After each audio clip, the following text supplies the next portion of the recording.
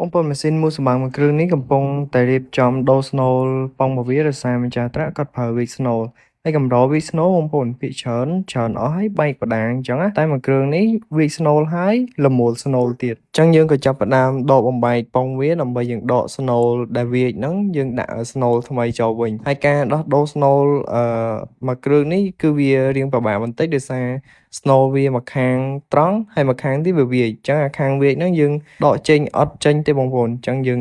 ក៏ចាប់ផ្ដើមកាត់វាដើម្បីដកចេញតែម្ដងហើយបន្ទាប់ពីដកស្នូលវាចេញហើយអ្វីដែលយើងពិនិត្យបន្ថែមទៅលើហ្នឹងទៀតគឺផ្ដាំងរបស់វាហើយនឹង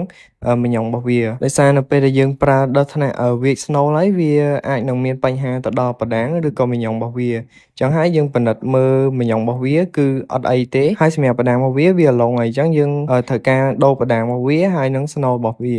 មួយទៀតខ្ញុំមានតំណែងល្អមួយប្រាប់បងប្អូនតំណែងនោះគឺសម្រាប់បងប្អូនដែលប្រើឧបករណ៍មូលស្បើងហ្នឹងបងប្អូនមានបញ្ហាខូចសារ៉ាងលើក្របវាបងប្អូនអាចយកមកវាយដូរខាងបងប្អូនបានហើយបងប្អូនគ្រាន់តែថែមលុយ$10ទៅបងប្អូនទទួលបានសារ៉ាងថ្មីប្រើហើយបងប្អូនបាទអញ្ចឹងវីដេអូក៏មានតែប៉ុណ្្នឹងដែរបងប្អូនអរគុណច្រើន